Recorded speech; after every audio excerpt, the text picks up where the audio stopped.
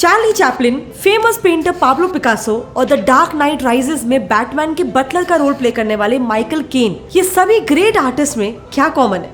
ये सब इंडियंस थे। यस, ये और ऐसा करीब 12 मिलियन यूरोपियंस आज के समय में हम इंडियन से रिलेटेड है। Wait, let me show you how. Sir, इन फोटोज को देखो, ये फ्रांस के सेंट्स मैरिज दे ला मर रीजन में होने वाले तीर्थ यात्रा के फोटोज है, जिसे दुनिया भर में पाए जाने वाले रोमानी नाम की कम्युनिटी सेलिब्रेट करती है आज तक। इन फोटोज में साफ दिख रहा है कि माँ काली जैसे दिखने वाली एक गॉडेस की यात्रा निकल रही है और उनके पीछे अशोक का चक्र जैसे कुछ बना हुआ एक फ्लैग लहरा रहा है। जब हमने इस पूरी यात्रा और इन रोमानी लोगों के बारे में थोड़ी छानबीन की तो पता चला कि उनकी इस रोमानी गॉडेस का नाम सारा ला काली है और उनकी भी हर साल 24 मई को ही एक तीर्थ यात्रा निकलती है, जिसमें कई यूरोपियंस और अमेरिकन रोमानीज हजारों की तादाद में हिस्सा लेते हैं। भगवान को लेके टर्म्स, वर्ड्स भी हल्के से मिलते जुलते हैं। रोमानी लोग भी अपने भगवान को देवेल कहते हैं, जो हमारे संस्कृत शब्द देवा से काफी मिलता जुलता है। ऑल्सो मोस्ट इम्पोर्टेंटली उनमें भी एक शादीशुदा औरत हमारे मंगलसूत्र जैसे ग्लासेस बीड्स का बना हुआ एक नेकलेस पहनती है। एंड अगेन वर्ड्स, वो एक को एक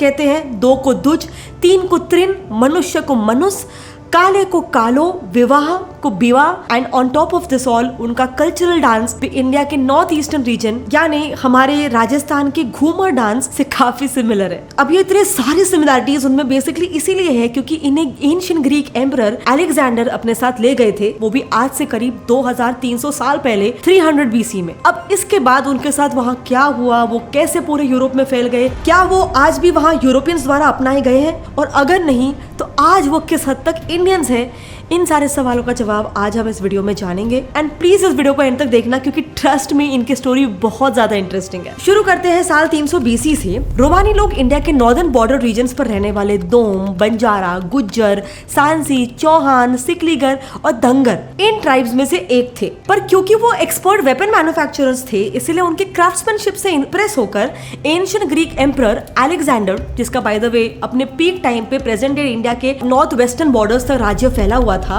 वो इन लोगों को अपने साथ लेके चले गए। अब यहाँ रोमानीज का एक मेजर चंक माइग्रेट जरूर हुआ था, बट वो सिर्फ उन्हीं कुछ रीजन्स में फैले थे जहाँ अलेक्जेंडर का राज था, जैसे कि एशिया माइनर और सदर्न यूरोप। उनका वेस्ट की तरफ मेजर माइग्रेशन देन डायरेक्टली 1300 साल बाद हुआ, इंडिया पर अफगानी इन्वेडर महमूद गजनी के अटैक्स के बाद। कट टू साल 1000। दरअसल कहानी कुछ ऐसी है कि रोमानी लोग एग्जिस्ट भी करते हैं, ये 18th सेंचुरी तक एक मिस्ट्री ही थी। लेकिन नेशनल ज्योग्राफी के एक आर्टिकल के अनुसार फिर 1763 में एक Hungarian research student Stefan Vali ने अपने 3 इंडियन क्लासमेट से बात करते हुए ये नोटिस किया कि उनकी लैंग्वेज काफी हद तक सिमिलर है उसके देश में रहने वाले जिप्सीज से। अब जिनको जिप्सीज कौन होते हैं नहीं पता, तो बस इतना समझ लो कि इंडिया में हम जिन्हें बंजारास कहते हैं ना, जो किसी एक जगह पर परमानेंटली नहीं बसते हैं, घूमते रहते हैं, बस ऐसे ही लोगों को यूरोपियंस जनरली जिप्सीज कहते हैं या ऑल्टरनेटिवली रोमानीज। एनीवे, वाली ने फिर उन लैंग्वेज सिमिलरिटीज पर एक रिसर्च पेपर पब्लिश कर दिया और इसको देखकर कई सारे यूरोपियन रिसर्चर्स इस नए खुले हुए रिसर्च डोमेन में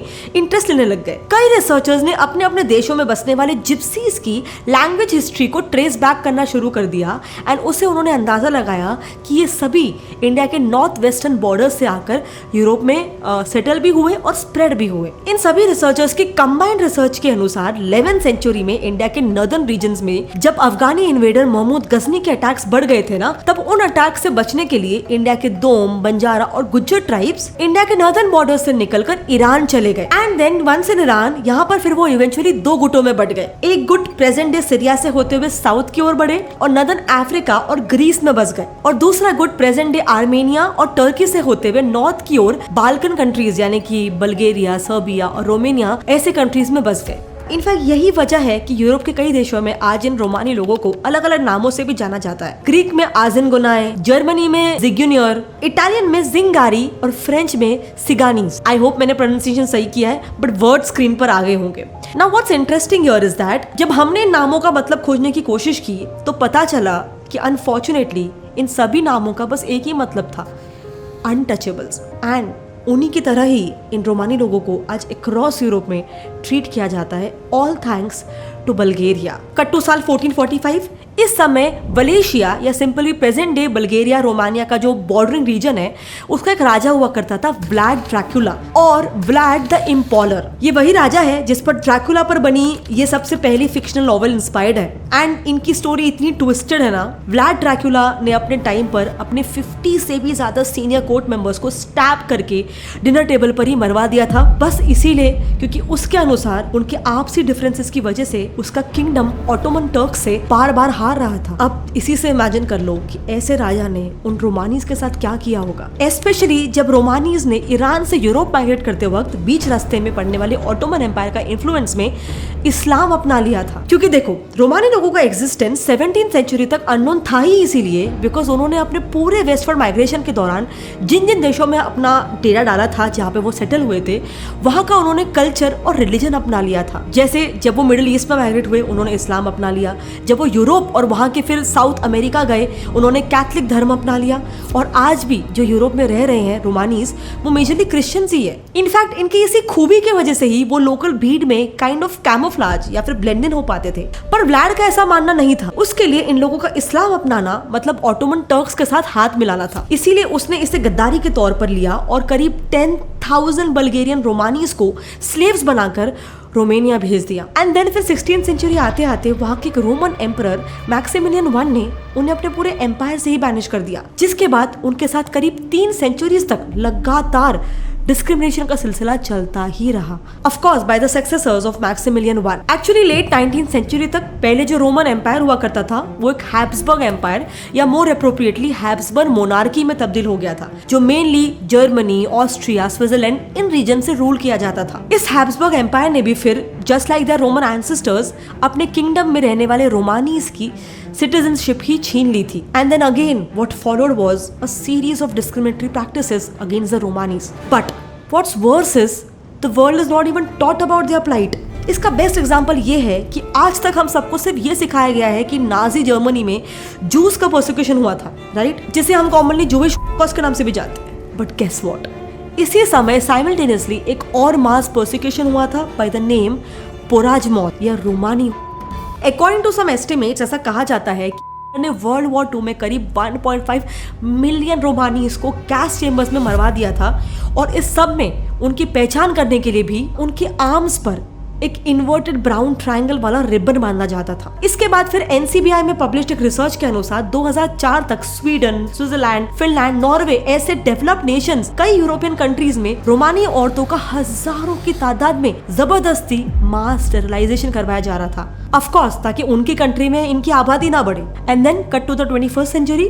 सिंस अब ओपन और डायरेक्ट डिस्क्रिमिनेशन पॉसिबल नहीं है तो अब इनडायरेक्ट डिस्क्रिमिनेशन शुरू हो गया है। कट टू साल 2013। जरा द न्यूयॉर्क टाइम्स का ये आर्टिकल देखो। टाइटल पढ़कर आपको लग रहा होगा कि इसमें रोमानी लोगों के फाइनेंशियल कंडीशन की बात की होगी, but if you read it पहले पैराग्राफ में ही सभी यूरोपियन क्रिमिनल्स में इन रोमानीज की तादाद कितनी है इस इशू को हाईलाइट किया जा रहा है। इनफैक्ट इसी दौरान रोमानीज को इतना ज्यादा बदनाम किया गया था कि पूरे यूरोप में इन्हें चाइल्ड एब्डक्टर यानी कि बच्चे चुराने वाले लोग ऐसे बुलाने लग गए थे लोग। एंड इसके पीछे की स्टोरी भी एकदम बेसलेस है। 2013 में ग्रीस से पूरे यूरोप में एक फेसबुक पोस्ट वायरल हो गया था जिसमें एक रोमानी कपल अपने एडॉप्टेड व्हाइट स्किन बच्ची के साथ थे और वो फोटो पब्लिश हुई थी। अब उसके नीचे ऐसा कैप्शन लिखा हुआ था कि कुछ रोमानीज गोरे लोगों के बच्चों को किडनैप कर रहे हैं। बस इस पोस्ट के बाद तो रोमानीज यूरोप के हर एक न्यूज़पेपर में हेडलाइंस में वायरल हो गए थे और उस अडॉप्टेड व्हाइट बच्ची मारिया को तो इंटरनेशनल चाइल्ड ट्रैफिकिंग का विक्टिम तक डिक्लेयर कर दिया गया था, जिसके बाद पुलिस ने उस कपल को अरेस्ट कर लिया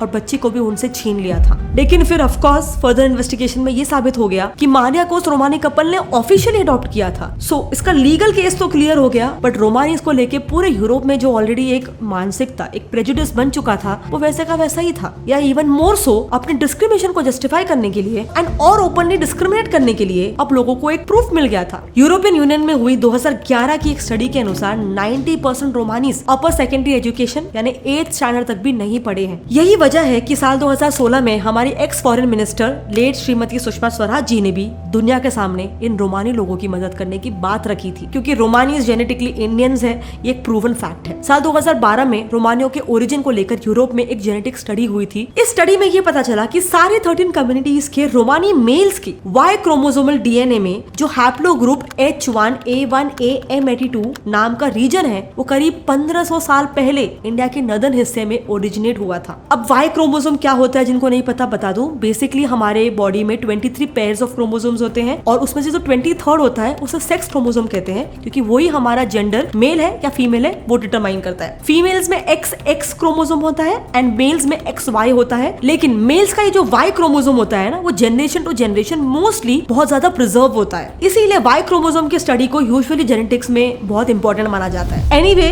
टॉकिंग अबाउट रोमानीज, आज Indian council of cultural research ICCR के अनुसार ये कम्युनिटी 20 मिलियन से भी ज्यादा की तादाद में वेस्ट एशिया, यूरोप, अमेरिका और ऑस्ट्रेलिया ऐसे टोटल 30 देशों में फैली हुई है। इसीलिए कई लोगों का मानना है कि इन्हें टैप करना इंडियंस की रिस्पॉन्सिबिलिटी है। एंड इनफैक्ट इस रिस्पॉन्सिबिलिटी को समझते हुए दुनिया की फर्स्ट रोमानी कॉन्फ्रेंस 1976 में चंडीगढ़ में बुलाई गई थी, बट अनफॉर्चुनेटली उस कॉन्फ्रेंस का कोई फ्रूटफुल आउटपुट नहीं था। फिर 2001 में वापस से पीएम अटल बिहारी वाजपेयी जी ने भी मिनिस्ट्री ऑफ कल्चर के अंडर वापस से इंटरनेशनल रोमानी कॉन्फ्रेंस ऑर्गेनाइज किया था, जिसमें 12 देशों से 33 रोमानी स्कॉलर्स भी बुलाए गए थे। लेकिन उसके बाद डायरेक्टली 2016 में former foreign minister Sushma Swaraj ji ने भी एक बड़ा स्टेप लेते हुए the international Romani conference and cultural festival organise किया था, एंड दैट्स इट। इन तीनों भी कॉन्फ्रेंसेस में रोमानीज के लिए कोई सॉलिड प्लान बाहर नहीं निकला। खैर, इन रोमानीज के बारे में हम क्या कर सकते हैं, हमारी सरकार क्या कर सकती है, इसके बारे में अगर आपके पास कोई भी सोल्यूशन है तो आप नीचे कमेंट सेक्शन में लिख सकते हो। लेकिन अगर आपको ये नहीं मालूम था कि ये रोमानीज, ये जिप्सीज ओरिजिनली इंडियंस है, आई एम